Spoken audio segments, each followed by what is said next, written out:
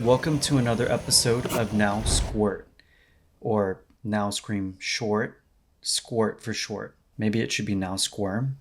I don't know. If you at all keep your fingers on the pulse of survival horrordom, then no doubt that you've heard of the unofficial Parasite Eve sequel, Parasite Mutant. If you watched my last video, then you know that I talked about how Konami fans have been eating recently, since they've dusted off some of their long neglected and dormant IPs. But in the case of Parasite Eve, we've been in starvation mode. And the last entry into the series was a half-assed PSP exclusive called The Third Birthday, which was a pathetic way to end the trilogy and effectively killed off the IP. Maybe intentionally. That was 15 years ago, and Square couldn't even use the official name for the game since Hideaki Senna, the author of the original novel, which was the source material for the first game, actually held the rights to the name. Even if The Third Birthday was supposed to be canon, forget about it.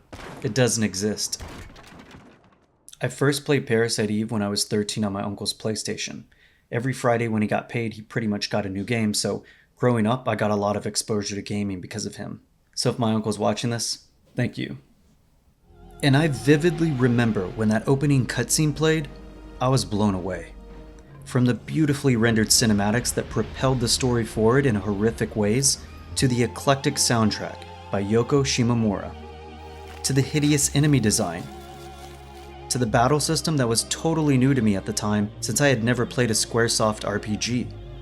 And it's no understatement that up to that point, I had never played any game like it, and every few years I still play it. It's a comfort game, or kinda like a family member. So my question to Square Enix is, why wouldn't you want to revive one of the best horror RPG franchises that features a smart, sexy, and tough as nails protagonist like Aya Bria? Square Enix, if you or any of your minions are watching this, then please release our girl Aya Bria out of captivity. And Aya, if you want us to free you, blink twice. While we wait for Aya to be released, the torch at least is being passed off to her clone Nova in the upcoming indie game Parasite Mutant, developed by Ice Citruna. This three-person developer had previously put out a game called Frontier Hunter: Urza's Wheel of Fortune, which you can pick up now on Steam or your console of choice. The premise to Parasite Mutant is simple enough. You play as Nova, an agent with psychic abilities, who unearths a conspiracy while investigating an abandoned city that's become overrun by mutants.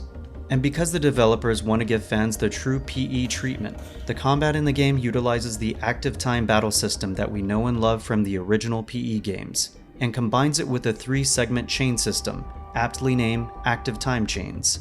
Also thrown in are PS1 era puzzles from the survival horror games of yesteryear, and you can enhance your abilities with earned plus points.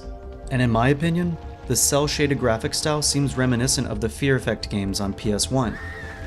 On paper, it seems like a worthy sequel that we've waited decades for.